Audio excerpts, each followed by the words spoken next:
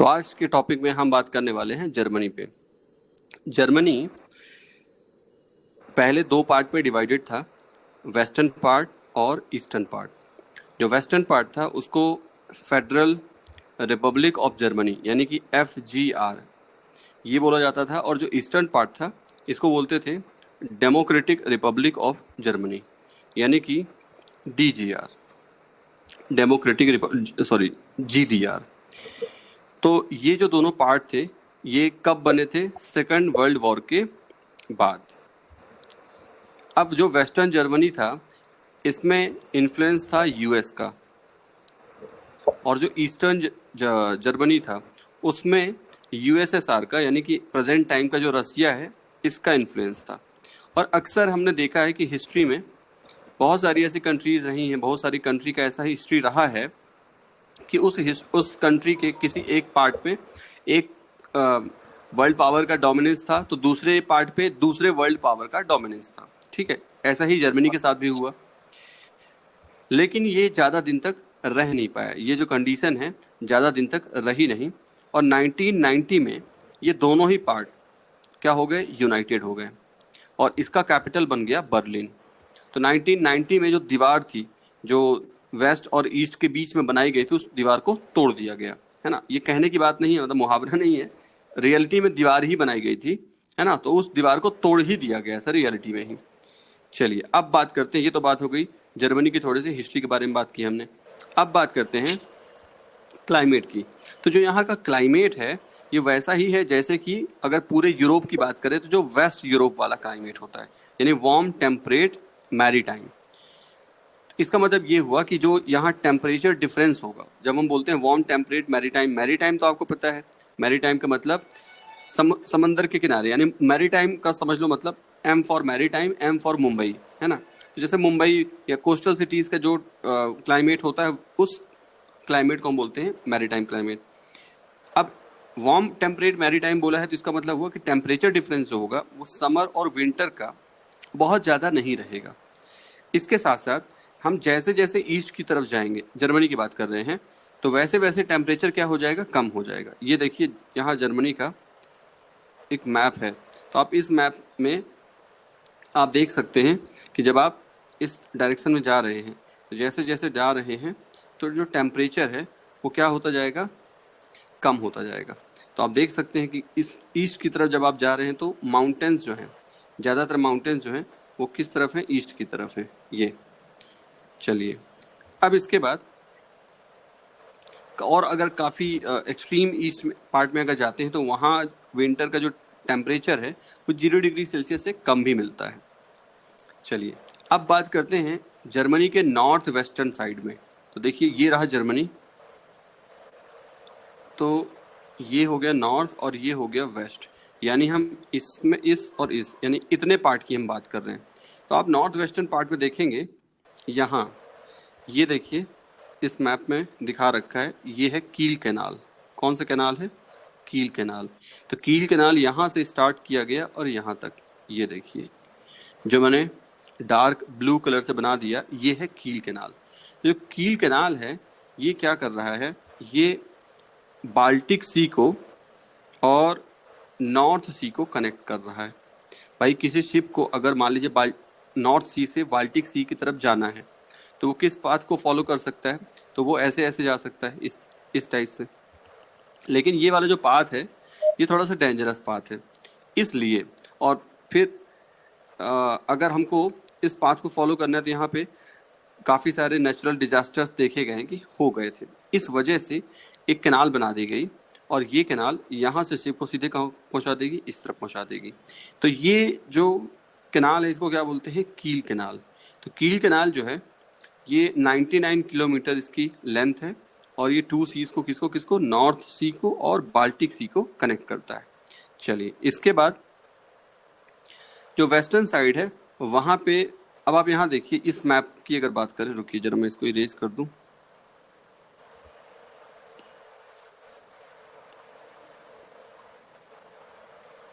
हाँ, तो अब हम थोड़ा सा कुछ इंपॉर्टेंट लोकेशंस देख लेते हैं। इंपॉर्टेंट लोकेशन, तो देखिए पहले हम रिवर की बात कर लेते हैं, ठीक है। देखिए एक रिवर आप देख पा रहे हैं, ये रही डैन्यूब रिवर। ये जो रिवर है ये कौन सी है? डैन्यूब। ठीक है भाई, डैन्यूब।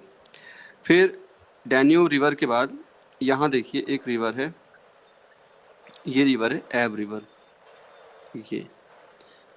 ये आप देख सकते हैं। ठीक है भाई, तो एब रिवर कहाँ जाकर टर्मिनेट हो रही है, इसका माउथ कहाँ है? तो माउथ है नॉर्थ सी में। ठीक है, एब रिवर जो है ये रही, ये एल। ठीक, तो ये रिवर कहाँ जा रही है? ये जर्मनी को क्रॉस करते हुए नॉर्थ सी में जा रही है। ठीक है भाई। अच्छा, एक और रिवर देखिए वेसर। तो वेसर देखिए ये जा रही वेसर, और ये कहाँ जा रही है? ये भी वहीं जा रही है। ठीक, तो इसका भी माउथ कहाँ है? इस रिवर का भी माउथ नॉर्थ सी में है। ठीक है भाई, चलिए अगली देखते हैं। फिर राइन रिवर आप देखिए, ये देखिए राइन वैली, राइन रिवर ये, और इस रिवर का भी माउथ किस तरफ है? इसका भी माउथ नॉर्थ सी में ही है। तो मैंने यार 3 रिवर्स आपको बताई, एक तो कौन सी है? राइन हो गई, एक हो गई वेसर रिवर, और एक हो गई एल्ब रिवर। 3 रिवर। एक और देखिए ऑर्डर, जो ऑर्डर रिवर है ये देखिए, ये जा रही है, जा रही है, जा रही है, ये रहा इसका माउथ। तो ये किस तरफ जा रही है? ये बाल्टिक सी की तरफ जा रही है। ठीक है, तो कहने का मतलब ये है, हमने अभी 4 रिवर्स देखी, जिनमें से 3 तो किस तरफ जा रही है? नॉर्थ सी की तरफ जा रही है 3, और एक कहाँ जा रही है? बाल्टिक सी की तरफ जा रही है। लेकिन ओवरऑल सारे के सारे किस डायरेक्शन में जा रहे हैं? नॉर्थ डायरेक्शन में ही जा रहे हैं। सबका डायरेक्शन क्या है? नॉर्थ। तो इस बात को आप ध्यान रखिए। और एक रिवर है जो इन सबसे अलग है, वो कौन सी है? डैन्यूब। और डैन्यूब रिवर नॉर्थ डायरेक्शन में फ्लो नहीं कर रही है। ठीक है भाई, हमने पहले भी जो यूरोप का मैप देखा था, तो उसमें हमने सारी रिवर्स को एक साथ देखा हुआ है। तो आप फर्स्ट मैप में जो फर्स्ट वीडियो था, उस फर्स्ट वीडियो में सारी रिवर्स को एक साथ देख सकते हैं। अभी हम केवल जर्मनी की बात कर रहे हैं। तो अब ध्यान दीजिए, ये तो बात होगी डायरेक्शन की। अब थोड़ा डायरेक्शन के अलावा भी कुछ इंपॉर्टेंट पॉइंट्स हैं। तो देखिए, जैसे अगर बात करें राइन की, तो जो राइन है, राइन जो है ये नेचुरल बॉर्डर बनाता है। ये रिवर नेचुरल बॉर्डर बनाती है फ्रांस और जर्मनी के बीच में। तो ये देखिए, ये रहा फ्रांस। तो ये हम नेचुरल बॉर्डर अगर बनाने की कोशिश करें, तो ये रही राइन रिवर, ये राइन रिवर है। तो ये नेचुरल बॉर्डर यहाँ यहाँ पास बन रहा है। ये देखिए, इतने में नेचुरल बॉर्डर बन रहा है। किसके किसके बीच में? फ्रांस और जर्मनी के बीच में। मैं दूसरे कलर, येलो कलर से दिखा देता हूँ कहाँ पे है नेचुरल बॉर्डर। तो ये देखिए, येलो कलर से मैंने दिखा दिया नेचुरल बॉर्डर। ठीक, फिर इसके बाद ओडर जो रिवर है, ये जो है ये बॉर्डर बना रही है पोलैंड और जर्मनी के बीच में। ठीक है, अब देखते हैं भाई ओडर रिवर, ये देखिए। तो भाई ये हमने बॉर्डर बना दिया, नेचुरल बॉर्डर, ये पोलैंड और जर्मनी के बीच में, ये हो गया। फिर इसके बाद और जो अदर इंपॉर्टेंट रिवर्स हैं उसमें हमने ऊपर देख ही लिया। डैन्यूब रिवर हो गया, राइन रिवर हो गया, रूर यहाँ मैप में काफ़ी छोटी है, तो रूर मैप में दिखाई नहीं दे रही है। रूर वैसे लोकेशन उसका यहाँ पास है, ये मान लीजिए ऐसे, इस जगह पे। तो ये वाला जो रीजन है, यानी कि जो रूर रिवर है यहाँ पास, रूर रिवर और राइन रिवर के बीच का जो एरिया है, रूर और राइन के बीच का एरिया, जिसको मैं कलर ले लेता हूँ ग्रीन। ये जो ग्रीन कलर वाला पार्ट मैं बना रहा हूँ, इस पार्ट को ये है रूर पार्ट। और ये फेमस है किसके लिए? ये फेमस है कोल प्रोडक्शन के लिए। ठीक है ना। तो रूर जो रीजन है वो रूर रिवर और राइन रिवर के बीच में लोकेटेड है। ठीक है, और फेमस किसके लिए है? ये फेमस है कोल प्रोडक्शन के लिए। ठीक, तो ये हो गया। इसके अलावा लीन रिवर हो गई, वेसर हो गई, एल्ब हो गई, ऑर्डर हो गई। तो बाकी जो रिवर्स हैं वो यहाँ पास हमने देख लिया। इधर देखिए, ये हो गई वेसर, और इधर हो गया ऑर्डर, और ये डैन्यूब। अब इसके बाद ये तो बात हमने आपको बता ही दी कि डैन्यूब के अलावा बाकी जो सारी रिवर्स है वो किस तरफ जा रही है, नॉर्थ की साइड, नॉर्थ डायरेक्शन में जा रही है। और इसमें से जो राइन रिवर है, राइन रिवर बहुत इंपॉर्टेंट है क्योंकि ये वर्ल्ड का सबसे बिजिएस्ट इनलैंड वाटरवे बना रही है। ये देखिए राइन को दोबारा से आप देख लीजिए, यहाँ ये वाला जो मैप है ये तो रूर के लिए है, ये रूर रिवर है, ये रहा जर्मनी, ये जर्मनी, ठीक है ना। और अभी हमने जो रिवर बनाई थी, अभी राइन रिवर इस तरीके से कुछ है ऐसे, ये राइन रिवर ऐसे थी, ये इस टाइप से फ्लो हो रही, ठीक है। और यहाँ पास इस जगह पे रूर रिवर है। तो रूर रिवर कहाँ पे एग्जैक्टली है, इसको थोड़ा सा हमने यहाँ पे जूम करके दिखाया हुआ है। ये देखिए जो रेड कलर से आप रिवर देख रहे हैं ना, यही है रूर रिवर। तो रूर रिवर का जो लोकेशन है वो हम जर्मनी के छोटे मैप में नहीं देख सकते, तो इसीलिए मैंने इस मैप का यूज किया है। तो आप इस मैप पे देख सकते हैं, ये रहा रूर, ठीक। अच्छा भाई, अब इसके बाद हमने क्या बोला कि जो राइन रिवर है वो ये रही राइन रिवर, इसमें देख लीजिए ये क्या कर रहा है, इसका जो इनलैंड वाटरवे है, इनलैंड वाटरवे है, जनरली यूरोपियन कंट्रीज में रिवर का यूज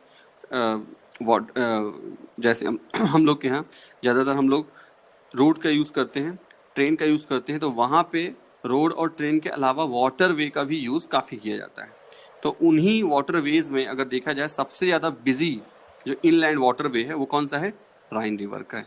चलिए भाई, और ये तो मैंने आपको बता ही दिया कि राइन रिवर और रूर रिवर के बीच वाला जो एरिया है उसको क्या बोलते हैं, रूर रीजन बोलते हैं, जो किसके लिए फेमस है, कोल माइनिंग के लिए फेमस है, ठीक है भाई। अच्छा, अब एक और खास बात ये है कि दो फॉरेस्ट हैं, एक ब्लैक फॉरेस्ट है और एक दो माउंटेन है, जिसमें एक माउंटेन का नाम क्या है, ब्लैक फॉरेस्ट, जहाँ ब्लैक फॉरेस्ट मिलेगा, और एक है हार्ज माउंटेन। ये दोनों ही क्या है, ये होस्ट माउंटेन के एग्जाम्पल हैं। होस्ट माउंटेन का मतलब ये होता है कि जैसे मान लीजिए ये लैंड मास है, ये लैंड मास है, ठीक है भाई। अब इस लैंड मास में क्या होगा, अचानक से फॉल्ट आएगा और फॉल्ट की वजह से इस लैंड मास का ये वाला जो पार्ट है नीचे चला जाएगा, ये नीचे चला जाएगा। तो फिर कुछ टाइम बाद ये कैसे दिखाई देगा, ये कुछ टाइम बाद ऐसे दिखाई देगा, एक हिस्सा ऊपर रह जाएगा और बाकी दोनों नीचे आ जाएंगे, ठीक, बाकी दोनों नीचे आ गए इस टाइप से। तो अब जो इसमें इस तरीके से जो माउंटेन बनते हैं इनको क्या बोलते हैं, इनको बोलते हैं होस्ट माउंटेन, ठीक है। तो हमें पता है कि माउंटेन बनने के अलग अलग तरीके हैं। एक तरीका हो सकता है कि दोनों साइड से फोर्स ऐसे आए इस टाइप से, और ये इसमें एक फोल्ड क्रिएट हो जाए और ऐसा माउंटेन बन जाए, तो इसको फोल्ड माउंटेन बोलते हैं। माउंटेन वाले टॉपिक में हम इसको देखेंगे डिटेल में। तो अभी तो आप बस ये समझ लीजिए कि होस्ट माउंटेन जो है वो कैसे बनता है, फॉल्ट से बनता है, वर्टिकल मूवमेंट होता है लैंड मास का, और वर्टिकल मूवमेंट के बाद जो पार्ट ऊपर रह जाता है वो माउंटेन बन जाता है, जो नीचे चला गया वो वैली जैसा बन जाएगा। तो इन दोनों का लोकेशन हम जरा मैप में दोबारा से देखें, मैं जरा इसको क्लीन कर दूंगा दोबारा से, काफ़ी इसमें चीज़ें हमने बना दी हैं। हाँ, तो ये जो दो माउंटेन मैंने बोले इनका लोकेशन जरा देखा जाए, तो देखिए थोड़ा सा इसको जूम किया, हाँ, तो भाई एक तो ये रहा हार्ज माउंटेन, ये रहा हार्ज माउंटेन, ठीक है। और यहाँ देखिए ये रहा ब्लैक फॉरेस्ट वाला रीजन, ठीक है। तो मैं कह रहा हूँ ये वाला जो माउंटेन है और ये वाला जो माउंटेन है, ये दोनों ही माउंटेन किसके एग्जाम्पल हैं, होस्ट माउंटेन के एग्जाम्पल हैं, ठीक। चलिए फिर इसके बाद between these two is situated the rift valley of river Rhine. तो ऊपर हमने अभी ये देखिए राइन वैली यहाँ पे देखा है, ये रहा, ये रही राइन रिवर वैली।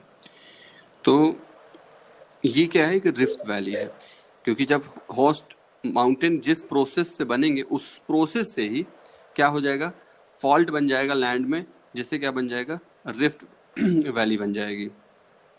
तो ये जो रिफ्ट वैली है, ये रिफ्ट वैली राइन कहाँ से सिचुएटेड है, ब्लैक फॉरेस्ट और हार्ज माउंटेन के बीच में। तो यहाँ पे आप देख सकते हैं ये दोनों माउंटेन हैं और इसके बीच का ये वाला जो पूरा पार्ट है, यानी कि इसमें क्या हुआ होगा, जो हार्ज माउंटेन है ये ऊपर आ गया और ब्लैक फॉरेस्ट वाला ऊपर आ गया, बाकी इतना पार्ट जिसको मैं अब लाइनिंग कर रहा हूँ ये पार्ट क्या चला गया, नीचे चला गया, और ये क्या बन जाएगा, यही बन जाएगा राइन रिवर वैली, ठीक। और यहीं पे क्या है, रूर वाला रीजन भी है, और वहां से हम कोल प्रोडक्शन कर रहे हैं। फिर इसके बाद आगे बात करें, जर्मनी का जो मोस्ट ऑफ द पॉपुलेशन है वो कहाँ लोकेटेड है? किसी भी कंट्री में जनरली जो पॉपुलेशन होता है वो वैली रीजन में ही होता है, यहाँ भी ऐसा ही है। यानी वही राइन और जो रूर रिवर है उनके बीच में जो वैली है वहीं पे सारा कंसंट्रेशन है और वहीं पे सारा इंडस्ट्रियल डेवलपमेंट भी हुआ है। तो इस पार्ट को, जर्मनी के जो वेस्ट पार्ट है रूर पार्ट के कहाँ है, वेस्ट में ही है, तो इस पार्ट को क्या बोलते हैं, इसको वेस्ट फैलिया भी बोलते हैं। रूर बेसिन जो है, जो रूर रीजन है जो माइनिंग के लिए बहुत फेमस है, उसको और क्या बोलते हैं, वेस्ट फैलिया भी बोलते हैं। ठीक, और ख़ास बात क्या है, हमने जब साउथ अमेरिका वाला लेक्चर लिया था तो उसमें हमने कोल के डिफरेंट टाइप्स देखे थे। तो यहाँ पे बिटुमिनस कोल जो होता है, रूर बेसिन में सबसे ज़्यादा जो कोल मिलता है वो कौन सा मिलता है, बिटुमिनस कोल मिलता है। और इसे क्या बोला जाता है, इंडस्ट्रियल हार्टलैंड बोला जाता है, यूरोप का, पूरे यूरोप का इंडस्ट्रियल हार्टलैंड। तो इसीलिए क्योंकि यहाँ पे इंडस्ट्रीज का डेवलपमेंट बहुत ज़्यादा है। फिर अब जैसे कोल के जो डिफरेंट टाइप्स होते हैं तो उसमें एक टाइप होता है इग्नाइट कोल। एक कोल का टाइप क्या होता है, इग्नाइट कोल। तो इग्नाइट कोल किस तरफ मिलता है, तो इग्नाइट कोल मिलता है, ये देखिए, ये रहा जर्मनी का ये ईस्टर्न पार्ट जो है, जर्मनी का ईस्टर्न पार्ट है, ये है सैक्सोनी, ये वाला रीजन है सैक्सोनी, ठीक है। और इधर वाला जो है ये क्या है, ये सारलैंड हो गया। तो जो सैक्सोनी है, यहाँ लार्जेस्ट डिपोजिशन है किसका, इग्नाइट कोल का। तो जो ये सार रीजन है और जो सैक्सोनी वाला जो रीजन है, ये भी क्या है, ये भी कोल माइनिंग के लिए इम्पोर्टेंट रीजन है। यानी कि ये वाला जो पार्ट है ये तो इम्पोर्टेंट है ही कोल माइनिंग के लिए, इसके अलावा ये और ये भी इम्पोर्टेंट है कोल माइनिंग के लिए।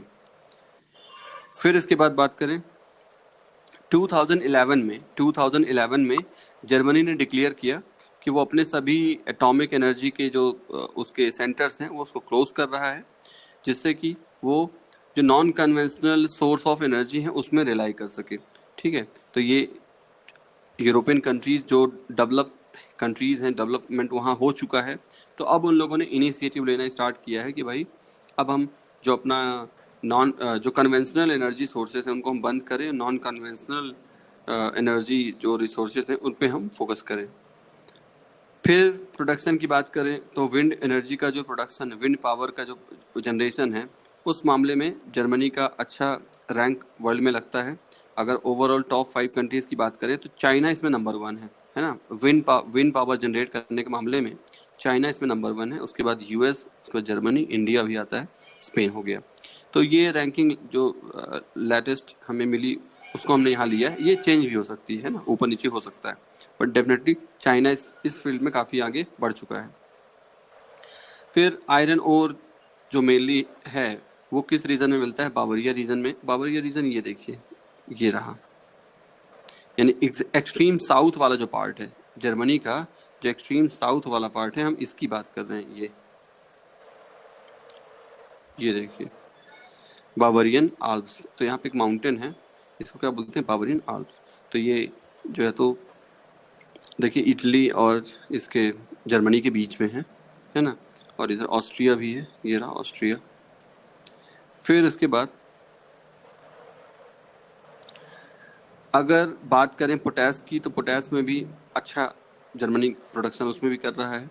वैसे पोटैश का अगर वर्ल्ड वाइड रैंकिंग देखें तो फर्स्ट नंबर पे कनाडा आता है, उसके बाद बेलारूस आता है, रसिया आता है, चाइना आता है, फिर जर्मनी आता है। फिर इसके बाद राई, पोटैटो और शुगर बीट के प्रोडक्शन के मामले में भी जर्मनी का अच्छा पोजीशन है वर्ल्ड में।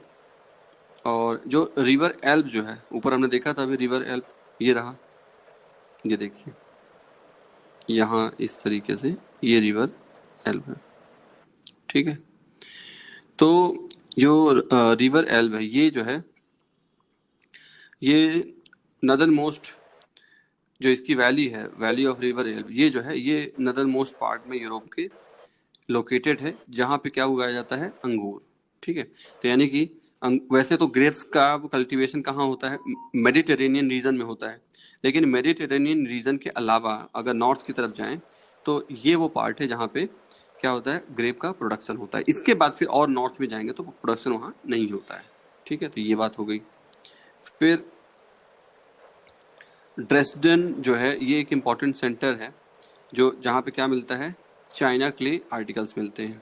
ठीक है, इसके अलावा दूसरी इंडस्ट्रीज भी हैं। इसके अलावा म्यूनिक जो है बारबेरिया हाईलैंड में, और ये किसके लिए सेंटर है, आर्ट एंड कल्चर का सेंटर है। फिर इसके अलावा रोस्टॉक हो गया, ये बाल्टिक कोस्ट में लोकेटेड है, ये इंपॉर्टेंट पोर्ट है। तो ये कुछ नेम्स हो गए जो आपको याद रखने। कौन कौन सा, एक तो हो गया ड्रेसडन, एक हो गया म्यूनिक, एक हो गया बारबेरिया में, और एक हो गया रोस्टॉक। रेड कलर से इसको ले लेते हैं। तो एक ड्रेसडन याद रखना है, म्यूनिक याद रखना है, और रोस्टॉक याद रखना है। तो ये सारे इंपॉर्टेंट सेंटर्स हो गए। अब और यहाँ पे देख लीजिए कुछ, ये देखिए यहाँ पे ये रहा म्यूनिक, ठीक, और ये रहा ड्रेसडन, ये रहा लेप्जिग, अभी आगे आएगा इसका भी नाम आएगा, फ्रैंकफर्ट ये रहा, और ये रहा बोन, ठीक, स्टटगार्ट ये रहा। ये भी आप अक्सर करंट अफेयर्स में कहीं ना कहीं इसका वर्ड आपको मिल ही जाता होगा, स्टटगार्ट हो गया। और ये हो गया रोस्टॉक, ये हो गया रोस्टॉक। बर्लिन तो कैपिटल ही हो गया, बर्लिन इधर है। हैम्बर्ग ये रहा, ठीक है। तो ये कुछ नेम है जो आपको अक्सर, ये हैनोवर ये भी नेम आने वाला है। तो ये कुछ इंपॉर्टेंट लोकेशंस हैं। ये डॉर्टमंड भी हो गया इधर। अब आगे बात करते हैं। तो बोन और जो ऊपर अभी अभी हमने नाम देखा ना, बोन और जो फ्रैंकफर्ट हैं, ये जो है रिवर राइन के साइड पे ये दोनों लोकेटेड हैं। और इसके बाद हैम्बर्ग, लेपिस और ड्रेसडन जो है ये रिवर एल्व के साइड में लोकेटेड हैं। तो दो इंपॉर्टेंट यहाँ के रिवर्स हो गई, और दोनों के साइड में कौन कौन सी सिटीज़ हैं वो अपने को पता होना चाहिए। तो मैं ब्लू कलर से इसको ले लेता हूँ। एक तो बोन हो गया और एक फ्रैंकफर्ट हो गया, ये किसके लिए है, राइन के लिए। और बाकी जो रेड कलर से है, जिसमें हैम्बर्ग हो गया, लेप्जिग हो गया और ड्रेसडन हो गया, ये किस में है, रिवर एल्ब में है। तो इस तरीके से आपको इसके बारे में पता होना चाहिए। तो ठीक है, आज की क्लास में यहीं तक। नेक्स्ट क्लास में हम बात करेंगे रसिया की। तो रसिया लेंगे नेक्स्ट क्लास में।